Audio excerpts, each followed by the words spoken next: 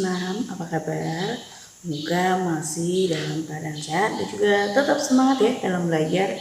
Nah, hari ini kita masuk materi IPS ya.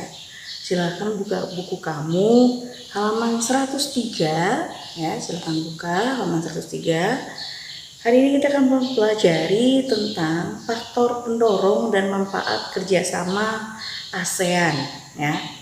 Jadi kalau kemarin kita udah belajar nih tentang bentuk kerjasamanya, kemudian peran Indonesia, tentang negara-negara ASEAN, kita udah pelajari semua. Nah, kira-kira faktor pendorong kerjasama ini apa sih? Serta manfaatnya apa aja?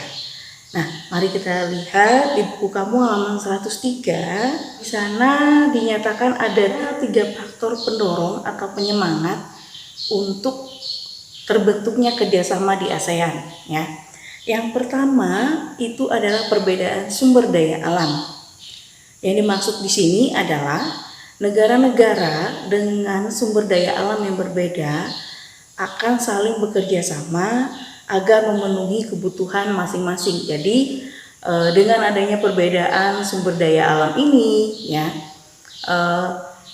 akhirnya dengan adanya kerjasama ini bisa saling membantu untuk pemenuhan kebutuhan dari setiap negara. Misalnya negara Indonesia itu kaya akan hasil rotannya misalnya, maka negara lain ya bisa menggunakan alternatif yaitu rotan sebagai pernak-pernik ataupun sebagai perabotan misalnya ya, untuk kerajinan seperti topi, kemudian tas, itu bisa dimanfaatkan untuk negara lain. Mungkin negara lain tidak ada, maka itulah bentuk potensi dari sumber daya alamnya yang berbeda ya.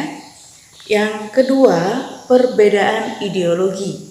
Nah, yang dimaksud di sini adalah ideologi adalah dasar atau landasan suatu negara yang merupakan visi atau cita-cita dari bangsa atau negara tersebut. Dasar negara yang membedakan itu ya akan mempengaruhi ataupun membuat adanya kerjasama. Nah, sini juga dinyatakan bahwa Indonesia adalah penganut ideologi Pancasila.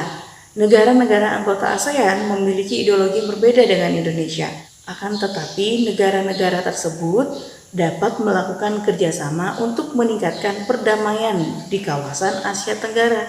Jadi dengan adanya perbedaan ideologi dari setiap negara ini bukan untuk membuat perselisihan ya, sama sekali tidak ada maksud untuk membuat perselisihan, tapi justru sebaliknya, dengan adanya perbedaan ideologi ini saling mengenal, saling mengetahui, saling mempelajari, itu justru untuk meningkatkan perdamaian ya, untuk meningkatkan perdamaian, untuk menguatkan perdamaian di kawasan Asia Tenggara ya. Kemudian yang ketiga itu perbedaan teknologi. Nah, maksudnya di sini kemampuan dan penguasaan ilmu pengetahuan serta teknologi merupakan keterampilan tiap negara, itu pasti berbeda.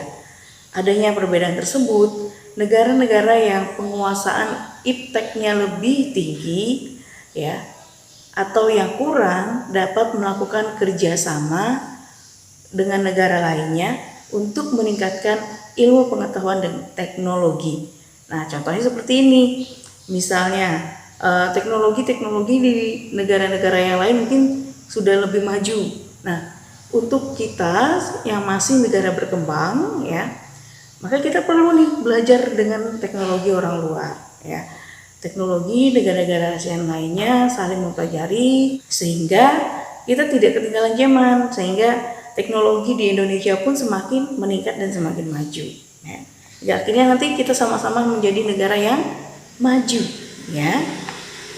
Oke, itulah 3 dari faktor pendorong, yaitu yang pertama tadi adalah perbedaan sumber daya alam, kemudian perbedaan ideologi, dan juga perbedaan teknologi. Jadi 3 itulah yang mendorong terjalinnya kerjasama di negara-negara ASEAN agar menjadi negara yang berkembang dan juga semakin maju ya. Oke, Nah, dari faktor pendorong kita masuk ke bagian manfaat dari kerjasama ini. Kalau kemarin sudah mempelajari semua bentuk kerjasama dan perannya, mari kita lihat apa sih manfaat dari kerjasama ASEAN. Ya. Di sini ada 8 manfaat kerjasama ASEAN. Yang pertama, meningkatkan perekonomian negara-negara yang mengadakan kerjasama di berbagai bidang. Yang kedua, meningkatkan taraf hidup manusia, kesejahteraan, dan kemakmuran. Yang ketiga, memenuhi kebutuhan dalam negeri akan barang dan jasa. Yang keempat, memperluas pasar hasil produksi barang atau jasa. Yang kelima, memperluas lapangan pekerjaan. Yang keenam, menambah devisa negara. Yang ketujuh, meningkatkan kemajuan di berbagai bidang. Yang kedelapan, memperluas hubungan dan mempererat persahabatan. Jadi dengan adanya perbedaan sama sekali bukan untuk membuat pertikaian, justru sebaliknya tetap mempererat serta meningkatkan perdamaian antar negara.